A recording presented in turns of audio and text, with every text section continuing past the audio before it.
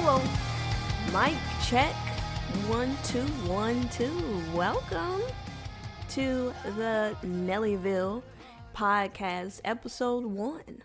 Wow, it's finally here. I know you've been waiting. You guys, it's here. No need to wait any longer.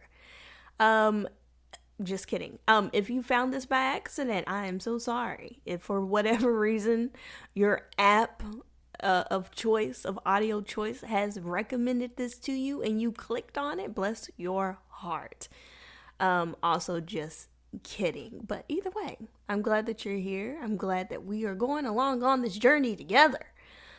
Wow, that phrase is really overused. People always talk about the journey. And it's just like, shut up. Like, what are you talking about? The journey? Well, it's about the climb. And it is about the climb. But, people love to take a phrase and just beat that dead horse, don't they? Before we get too deep into it, like I said, this is the Nellyville podcast. And I'm your host, Chanel, Nelly, number 5.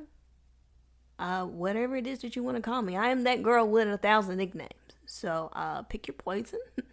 I'll answer to most of them. And so, if you came here from YouTube, glad that you want to treat yourself to more of me or punish yourself with more of me. And depending on how you want to look at it, I'll leave that up to you. If you're from my other socials, hello. Also glad that you're here. But for those of you, this is the first time of you knowing of my existence. You can find me on YouTube. Nellyville, okay? Social medias and all that jazz will be linked down below wherever you are listening, okay? If not linked, you'll see the names. However I'm doing this. So come find me. And let me know that you listened to the first episode. I wanted to start this podcast because, well, everyone else had one, so like, if they can get on here and ramble, I should be able to get on here and ramble too. And it's really just that simple, but also it's something that I kind of wanted to have. Maybe some years down the line, maybe I want to look back on it. Who knows? Maybe these will never make it online. And they will be trash. And this will be just me, a time that I can remember and say, hey, remember that time you thought you were going to do a podcast? So we're going to go into it with positivity. And hopefully, hey, this can be a moment in time that we both learn something and we get a little something out of it, even if it's just a couple of laughs, okay? So what is this first episode? This first episode is just going to be me introducing myself. Okay, I know a lot of you, if you've watched me on YouTube, you've seen a side of me. That is definitely a side that is not for everyone. Now, not to say that this side, the podcast, Chanel, the podcast Nellyville is going to be all deep and serious and intelligent. We're going to have our moments of enlightenment. But there's many sides of me, and YouTube me is the more goofy side. There's some more, I guess, serious videos on my channel, but for the most part, we keep it kind of goofy over there, and you get a little quick snippet of me, about 10 minutes or less. With this podcast, we can dive in a little deeper, have a little round table about me, because it's my podcast, so of course we're talking about, like, who else are we going to talk about, especially episode 1. Let's be honest, probably all the episodes are going to be heavily about me, because it's my podcast. Duh. Let's not act like having your own podcast when it's just you is not just a little bit narcissistic. You have to be on some level, you know? Even if you're not talking about yourself, it's still your perspective, right? It's your thoughts, it's your opinions. And then after you say all of that and record it, then you listen back to it and make sure, oh, don't want to get in a scandal. Oh, let me make sure, maybe I want to take that out. You have to record it and listen to it and then still decide, okay, yeah, I'm going to post this rant. I'm going to post this verbiage that I feel like is worth sharing.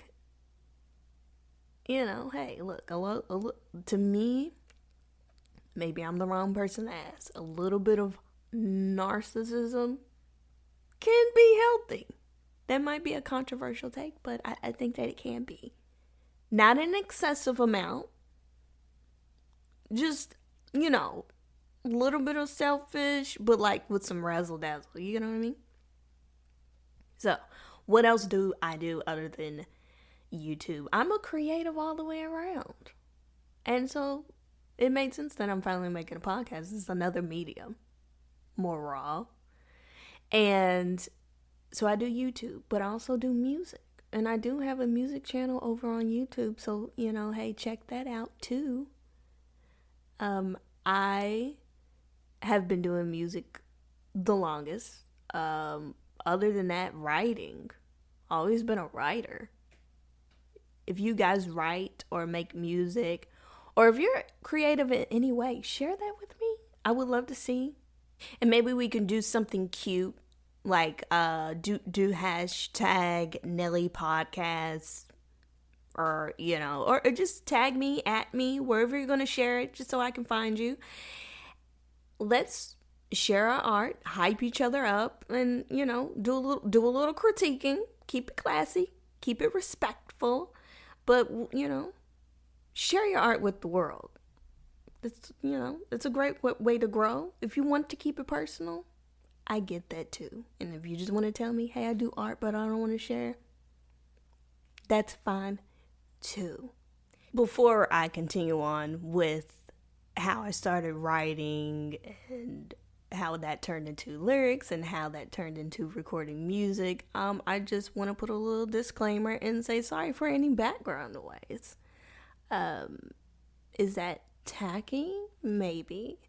Do I care a lot? Not really, because if I did, I'd make sure there was not any background noise. So some of the things that you may hear: airplanes, maybe a little bit of cars, maybe some other little tidbits that one might hear in an office, because that's where I am right now, my music room / office. Okay, very raw with you guys. Okay, not doing anything fancy like hiring booking studios and that kind of thing. We don't need to do all that, It's just us good Judies. So anyways, rambling off of topic here. Let's get back. I digress, right? I have always loved writing. I think poetry, obviously, and lyrics, because lyrics is a type of poetry, are the things that I like to write most, is where I'm most expressive. I like to come up with stories, but to actually write those stories down is, I can, just not my first choice of writing. I'd rather just kind of tell the story or, act it out or whatever. So let's go back to little 11-year-old me. This is when I first started writing songs. So how Chanel really started writing songs at 11? This started because me and a couple of good Judies wanted, and this is so cringe, but I think this is something that a lot of us can relate to. So me and some good Judies wanted to start a girl group because, hey, as friends do, at 10 or 11 years old. I guess maybe I was 10. Yeah. Yeah, I was 10. 10. Yeah, not even 10, not even quite 11 yet, I think. Yeah. So anyway, so late elementary school, right? Um wow, now I'm really backtracking here. Look at me swearing I know my own life story, and as I'm talking I'm like, wait, well, how old are you? Fourth grade. So however old you are in the fourth grade, well, that's when I wrote my first song, okay? So if somebody could figure that out and then like tell me how old I was in fourth grade.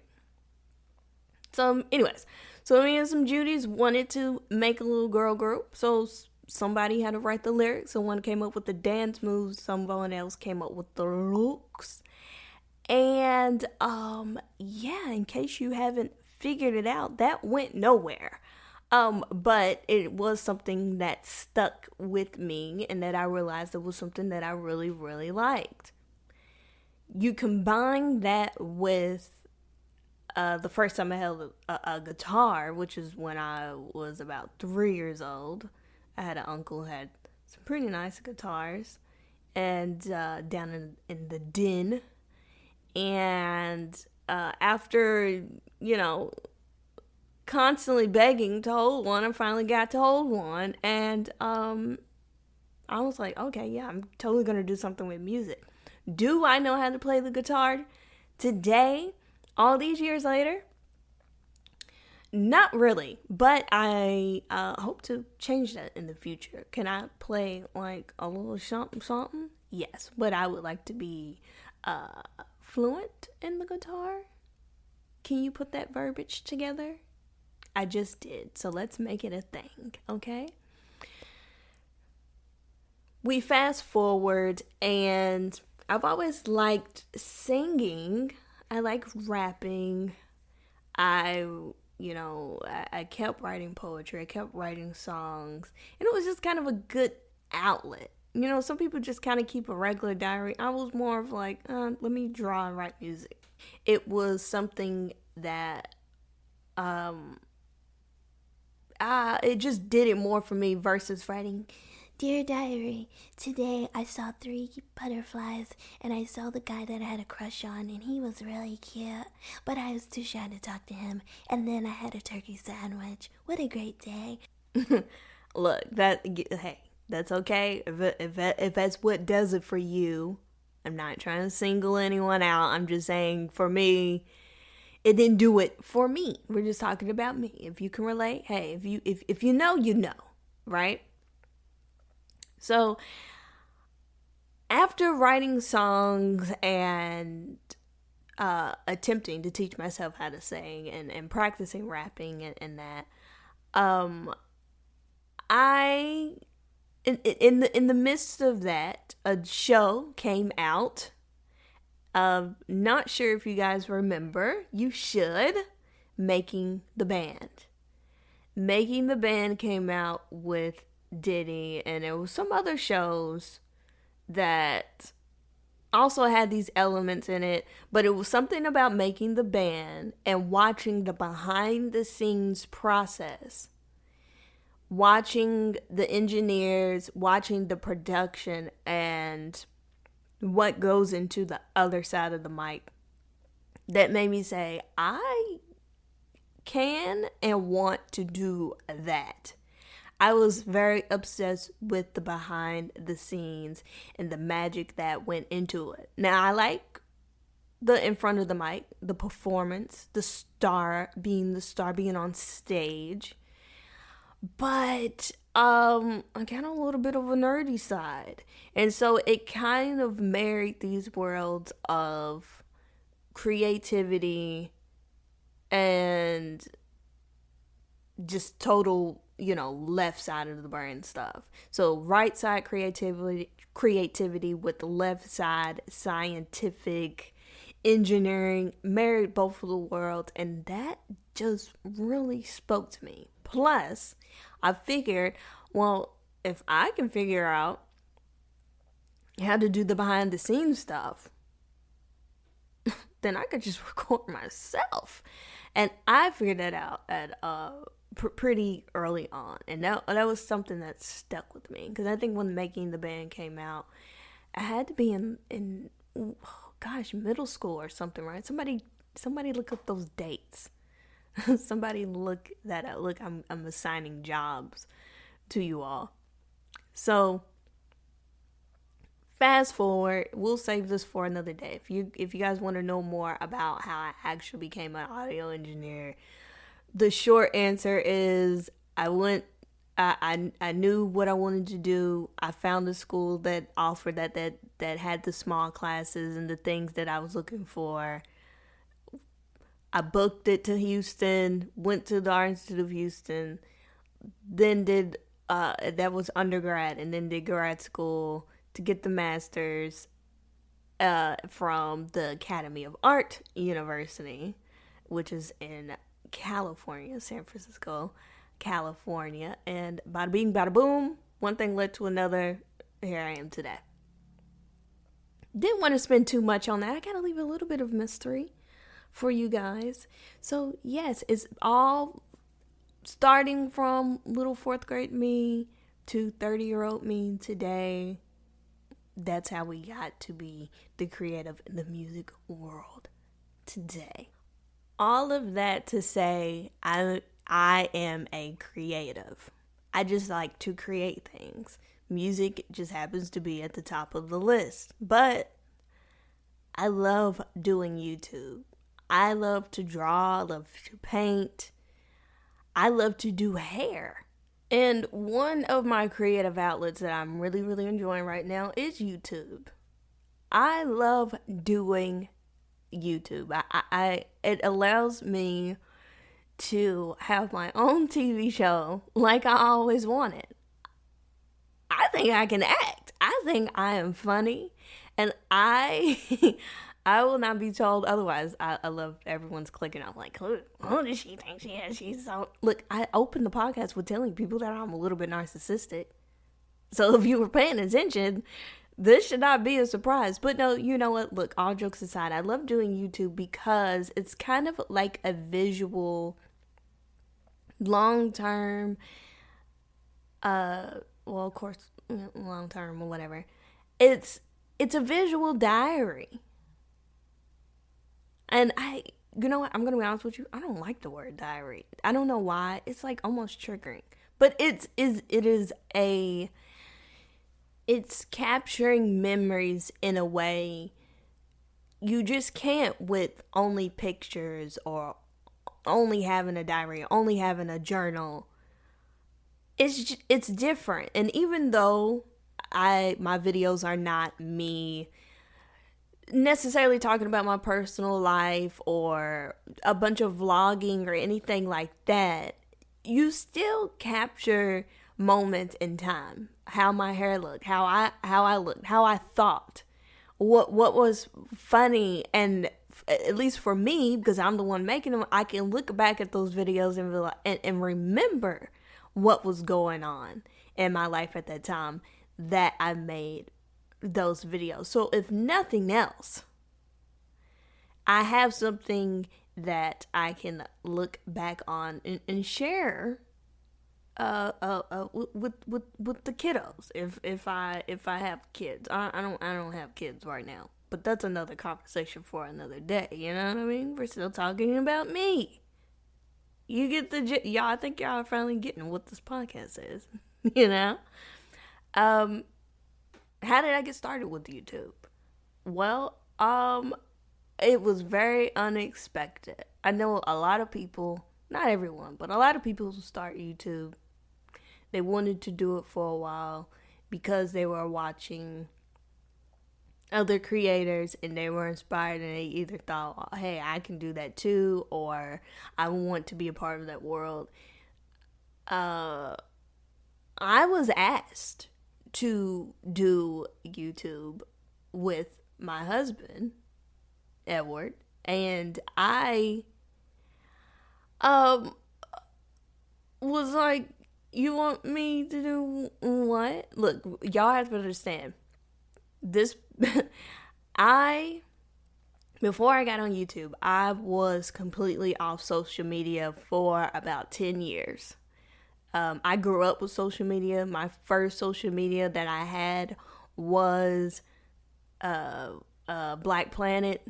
It and I was 12 when I got that, and they're like, I know y'all are probably like, wasn't the age limit 13, or it was. I lied. So I had the Black Planet, I had MySpace, I had Facebook. By the time I got to Facebook, I was kind of like, this is all the same thing. I mean, look, social media can be fun, but from 12 to almost like 19, 20 years old, it was just kind of like, you know what? Mental health wise, I know people love to throw around mental health, and it is important, but let's be honest, some people throw it around just to throw it around. Also, that could be a whole episode in and of itself. Hope I said that right. If I didn't, y'all know what I'm trying to say. So it just got to a point where I kind of felt like people were they only respond to like negativity or things that they perceive to be negative going on in your life. And then you see so much negativity that people spew on there. And then the little goofy Facebook gave my laptop a virus, and that was pretty much the nail in the coffin. I was like, you know what? I was already not really feeling the social media thing. Now, you're destroying my equipment. You know what? I'm done here. So, all the socials gone, and I was completely incognito. And yes, people thought that I was weird, and yes, people thought that I was lying. But also, I liked that I was ungoogleable. You could Google me, but like nothing was gonna pop up. For one, my name is very unique. So it's hard to find, which I know you're like, well, if your name's unique, it's probably easier to find you. Yes and no. Yes and no. Easier in the sense, you're not going to get a lot of hits for that same name, but also most people spell my name wrong. So, I enjoyed not being on social media, and when I finally got back on it, I kind of felt like, and I still feel like, even though I've been back for maybe like 2 or 3 years, I still feel like I'm on the outside looking in, because you gotta realize when I was gone, Instagram came about. I was not on the Instas. I was not on the tweeters and the stuff when it came out. And that went through a whole evolution before it went through many evolutions before I finally got there. And I appreciate the culture of it. I respect it. But it's nice to kind of feel like I'm on the outside looking in. A lot of people feel like social media is a direct part of them, and whether they realize it or want to admit it, that it's very much a part of it. Like it's really, they're just people who just did not take 10-year breaks like I did, are just married to it in a different way. And I like that I can separate my social media life from real life. And not to say that people who have always been on it and never left, not to say that they can't in a healthy way separate the two. But it's just going to be different. And I'm glad that going through college and going through my 20s without social, I'm glad.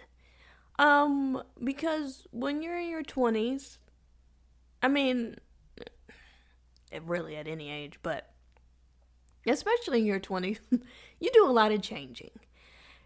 From year to year, every 6 months, you are a new person. And that those new people may or may not agree with things you do and say. It's just, you know what I mean? Y'all get what I'm saying. So anyways, I'm saying all of this to explain how I ended up doing YouTube. And when I was asked, to do this joint YouTube channel as so in front of the world. I didn't even have so much as a Twitter, and you want me to get on camera? What? And share and be open to all kinds of commentary and ridicule and judgment. I don't even have a whole lot of friends at the time. Now I whatever. We're not even going to get into the friend conversation. I would like to save that for another episode too. It was just it was almost like an overwhelming thought, but I was open, but I didn't really know a whole lot about that world. I've always watched YouTube, and I've always enjoyed it ever since it first came out. But I watched very randomly. There wasn't certain creators necessarily that I was really, really following and keeping up with. And then by me not really having social media, I didn't know that it was such a community, a culture. I just kind of was like, okay, these videos are funny. Like, this person makes music. I'm watching, artists' music videos and cats playing piano. It was just whatever popped up in my recommends. I would check it out. If I liked it, I would come back. I did keep up on Vine and stuff like that. But even with Vine, I just, whatever was on what was it called? The For You page or Explore page. Whatever was recommended to me, that's just like what I watch. I didn't have like a diehard, I love that person on Vine. I didn't, and so before I was like, let me commit to doing this YouTube channel with you, I was like, let me really watch and study some YouTube. That opened up a whole can of worms. So I started watching the types of videos that we thought we were going to do.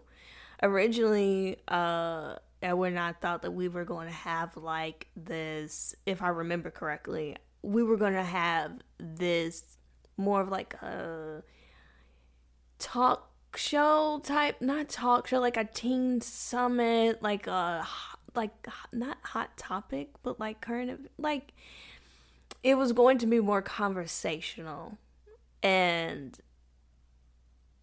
when I started to really look into YouTube and really see all the different types of genres and what people were really doing on there, I found it very interesting.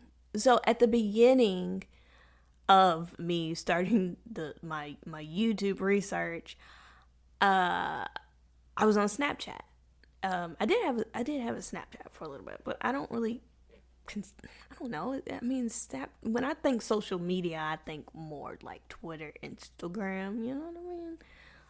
But anyways, so I was on Snapchat, and I remember I saw James Charles for the first time. When I saw it recommended him to me, and I was like, wow, who is this boy in makeup, and why is he so much better than me? Like, I was just immediately just like, is captivated the word? I was just really like, oh my gosh, like I have to. So I watched him on Snapchat for a little bit, and one of the first videos I saw of him was he was singing, and I saw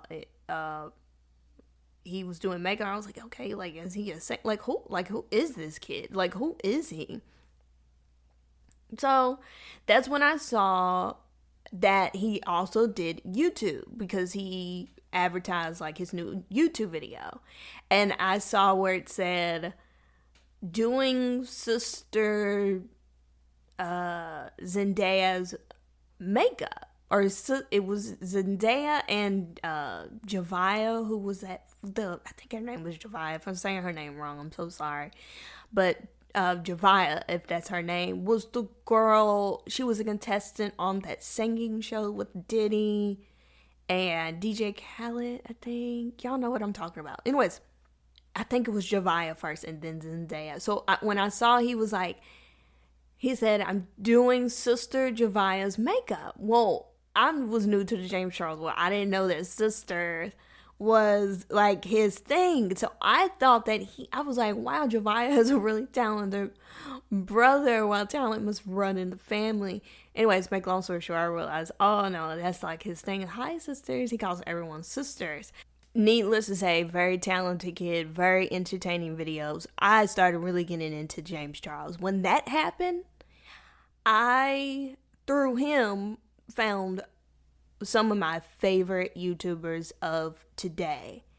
Watching James Charles led me to Jeffree Star, and then to Tana, who was not Tana Mongeau, who was not in the beauty world. That opened up a whole new, I was like, wow, people, like, it was really opening up to these categories. From James and Tana, I found Shane and Rylan, and then Gabby Hanna, and everybody who I would watch. Whenever they had guests on their channel, I would go check them out, and I kept finding out, wow, you can make these type of videos. You can make these type of, like, this is so funny. Like, this is crazy. Like, this is so cool. And I realized, wow, not only is YouTube like this whole, just like, it's bigger than a community, but there's communities inside of communities. And it's just like, I was like, wow, this is amazing. I have to do this. I still find it amazing. YouTube has changed a lot, even just the little bit of time that I've been doing it. But I love it. When the dramas and the stuff break out, it's kind of sad. It's sad, especially when it's two or more creators that you're fans of all of them, and you kind of feel like your parents are getting a divorce, and you're like, oh, I have to pick sides. You really get invested with these people because you see into their lives in a different way than you could with a celebrity. A regular celebrity, because YouTubers now are celebrities in their own right as well, just as much as a singer or an actor or an athlete. But you have a different kind of connection to a YouTuber, because a celebrity, a traditional media celebrity, feels so far away. And a YouTuber feels so close. And if you know, you know. A celebrity, you feel like, wow, like, they just seem, they're a celebrity. They, you just look at them differently. And even though you see interviews and you follow them on social media and stuff, you feel close. And especially people who make music, you feel like you have a relationship with them through their music. But with a YouTuber, you're seeing a different side. You're seeing a certain vulnerability. You're also probably experiencing them more often, as most YouTubers post at least once a week. There were times where YouTubers would post every day. There's some YouTubers who still post every day. And then if you follow them on social, you feel like you really know them. And they just seem a little bit more relatable. And you just, you feel more like family. It's just different. And I liked that. I still like it. I love it. So, anyways, that all created inspiration. I was like, okay, let's do this. We started out with a YouTube channel called Nelly and Eddie. Those videos are still up on the same Nellyville channel. I highly recommend. They're pretty funny, and it was fun. Edward started a podcast, and eventually we realized he liked doing a podcast more. That's ER3ERII if you want to go listen to his podcast. We realized that I love being in front of the camera a lot more than he did. And so I reinvented the channel and I changed it to Nellyville. And I've been doing it ever since. And it's funny that, I mean, hey, everything happens for a reason. If he never would have suggested that he wanted to start a YouTube channel, I don't know. I don't know. If I never would have found, James, Shane, Tana, I I don't know. I don't know because they those are the ones who really really made me want to do it. So and then Gabby Hanna came along. By that time, I had been doing YouTube when I really really got into her, and I look, hey, she there's new music coming inspired by Miss Gabby Hanna. So we'll talk more about that at a later time.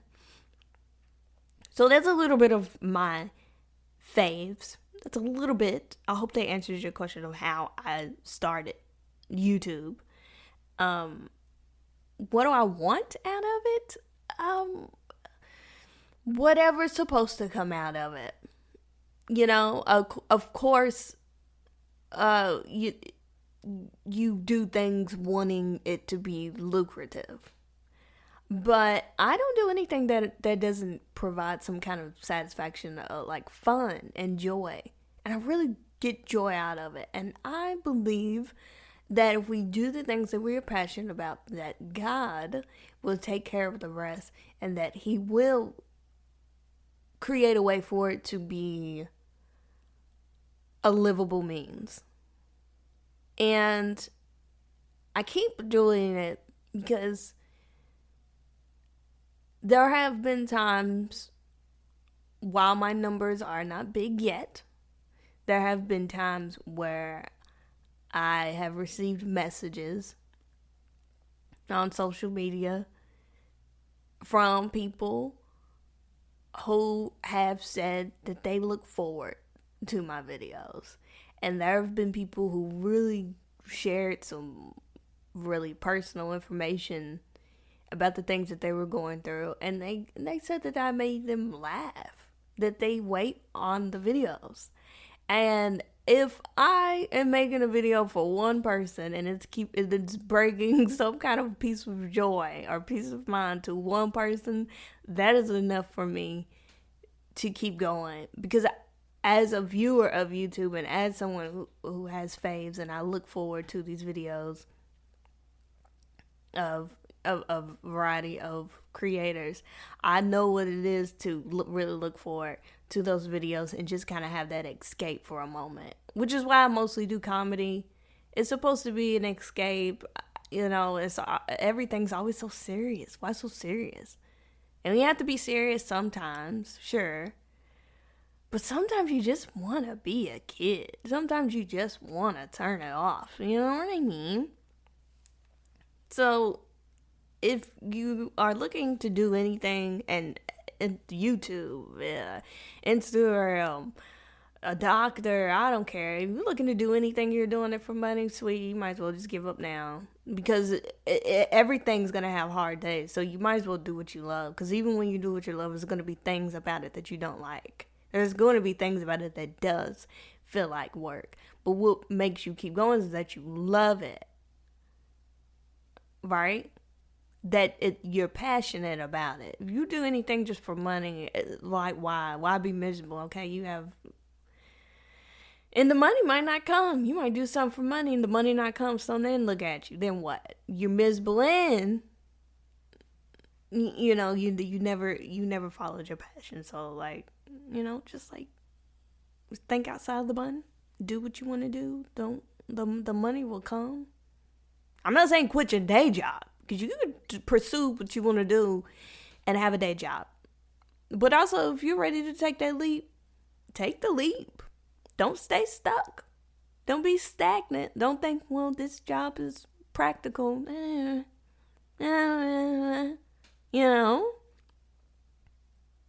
So that's why I keep going.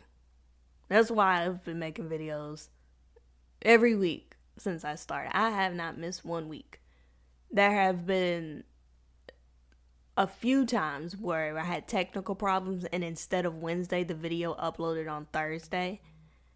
But that's it. I've never missed a week, and I don't even know how many videos I have now. But I think that I don't know. It's got to be almost 200, maybe over 150. I don't know. I can't remember how long I've been doing this.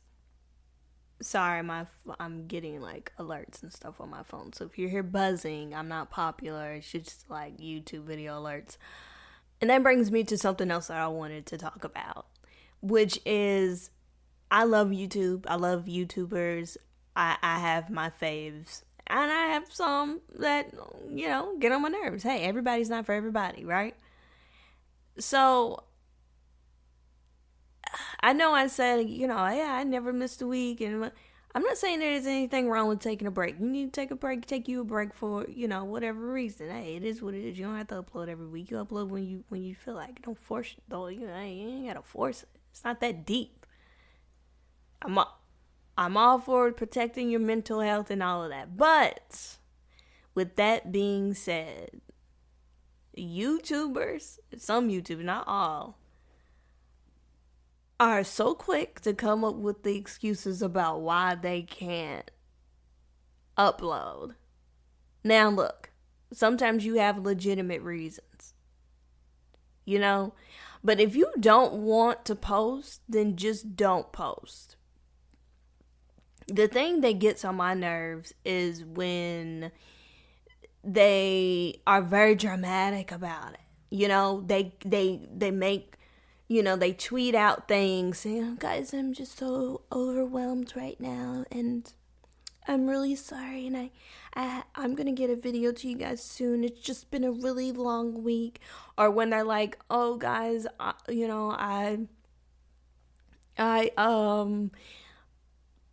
it's just, what are some other excuses that they use?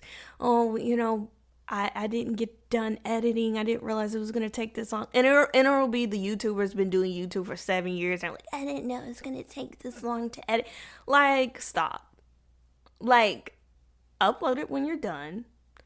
You want to change something, like, that's okay. Like, all the apologies and just be brief about it. Hey, guys, I know I was supposed to upload today. Not gonna happen. Got a video coming to you soon. I'm sorry. I love y'all. Okay, when the kids start doing with the theatrics and they're like, my mental health is just declining and my ADHD. And I'm not saying that sometimes it's not true. It very well may be. But no, you're not gonna lose millions of followers or thousands of followers because you missed a week or missed a day. If to me you sound guilty. No, you're lazy. And if you're lazy, just say that. You can have a lazy week. Everybody has a lazy week or a lazy day. But don't do this thing where you're trying to make people feel sorry for you. Because let's be honest, if you don't post, somebody else did, and you know how the algorithm works. So if you're not posting, the girls are gonna go watch somebody else, and if they forget about you, then that's on you because you couldn't figure out how to post. Now, missing a week or two, that ain't no big deal. But if you want to go months and stuff on in without posting, if you are that secure enough in your fan base that you feel like you can do that, then do that. Getting on and making the videos and the crying. And then sometimes they don't say anything before they don't post, but then they come back 2 months later with an apology. Oh, guys, I'm so sorry I haven't posted. It's just been really crazy. Like, shut up. Like, look. Life happens and it happens fast. And we have rough days. Muscle through. And if you can't, then don't. We don't need the sob stories. If you want to share a little bit of an explanation, then okay. But don't come on here crying and acting like it's just so hard to, like, no, it's not. You know what I mean? It's hard. It can be difficult. It can be tedious. especially if you are editing your own videos. Yeah, it can be tedious. It can take a long time. It can take it can be time consuming, especially considering what type of video you're doing. Absolutely. But let's be honest, it's not brain surgery. It's not manual labor. It can be taxing and draining in its own way. But, dude, and for a lot of YouTubers, once you get past the second point, your fans will be happy with you just really sitting there breathing. Let's be honest. Once you get to a certain point, you put this pressure on yourself to make you feel like, and when I say you, I mean the creators and the YouTubers, you have created this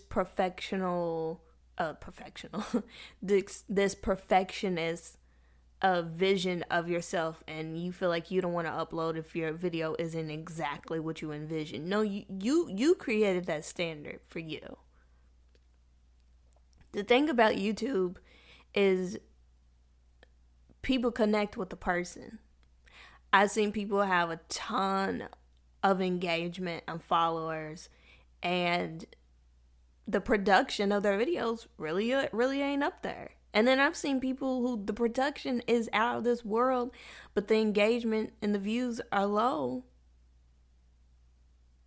because honestly they're just a little boring, or they haven't found their people yet. Great production and everything is cool, but people just want to see you. If you and when you find your audience, they don't care. They just want you to post. Now, don't post anything that's like half-ass. Put some effort into it, sure. But don't not post because you're not meeting some unrealistic expectation. Do something to stay relevant. And some YouTubers feel like, oh man, if I don't post, I'm not going to be relevant. It's not true, because what's for you is going to be for you. It's going to stay for you until it's not for you anymore. And that's just true tea. So come on, guys. Let's stop with the excuses. Stop with the crying and oh, it's just so what's overwhelming? What? Can't make a little 5-minute video you sitting on the floor, just do a quick little mukbang or something, or just hey, don't post. Getting on the camera and the crying over, I'm so sorry, I'm not girl, shut up. Look, hey, unpopular opinion, right? So. But who am I? That's just my 2 cents. That's just, how I feel about it. And I can go on and on about the YouTuber excuses, but I'm sure y'all have seen it and y'all know about it. But just post when you want to post. And don't post when you don't want to. And that's all I got to say about that. So, before I go on any longer, I think that we should wrap up episode 1 of the Nellyville podcast. This is so fun. I like it so far. I'm really into it. I hope that you guys enjoy it. Please leave a little 5-star rating if you're on the Apple Podcasts. Leave a comment if you're listening somewhere that you can leave a comment. If not, come find me on Twitter and Instagram, YouTube, and let's continue on the conversation. If you have some thoughts, I don't want this to be what do they call it? I don't want this to be an echo chamber of yes, girl, yeah, woo, woo, woo. If you agree, great. If you don't, let's have a discussion. Let's talk about it. This was fun. It was more fun than I expected. I mean, I knew it would be, but I really like this. It's therapeutic. At least it is for me. Still narcissistic, so maybe need a little more therapy, but honestly, I think I'm kind of okay living in my narcissism. yeah, so I said I was going to stop rambling. That's what I'm going to do. Come back next week for the second episode of the Nellyville podcast and see what we're rambling about next week. I cannot wait to ramble some more. Look, I can't. I'm so narcissistic. I can't even wrap up the show. I can't even wrap up the show. Oh, I did forget one thing. I am so sorry, but I want to do this. I'm going to squeeze this in really quick, and then I promise I'm going to let you go. I promise I'm going to let you go. Okay? But you're driving to work, and or you're cleaning your kitchen or something right now, so you're welcome that I'm giving you this extra 5 minutes. So in every episode, I want to include an ending segment where I talk about the music that I'm listening to for that week. Might be something new, might be a throwback, a classic, just whatever is, getting me through the gigs for the week. And so keeping with kind of the topic of, really the main topic of this episode, which was YouTube, I'm listening to YouTuber Gabby Hanna, which she's not really doing YouTube too much these days. So I really think she's about to really dive into her music career. She's coming out with a new album at the beginning of the year. As I'm recording this is actually before Christmas. This is actually the day that I'm recording this episode is December 23rd. And so her new album hasn't come out yet. I encourage you to go listen to the music that she already has out, Gabby Hanna. It gives you like that very like that early 2000s like Avril Lavigne and just like that punk rock moment that a lot of us grew up with, or for my older listeners, you just go back and just really think punk rock, Panic at the Disco, Avril Lavigne, oh wow, I'm drawing a blank, but very that, but with a twist. So go listen to her. Tell me what you think. Find me on my socials, like I said, and let's have a conversation about Gabby Hanna's music. And if this episode comes out before, I'm pretty sure it's going to come out after the first of the year, go to the new album, because probably by the time this episode goes up, her new album is going to be out. I am so excited. Also, she has music videos, so go watch the music videos. So yeah, I'm finally going to shut my trap and let you guys go.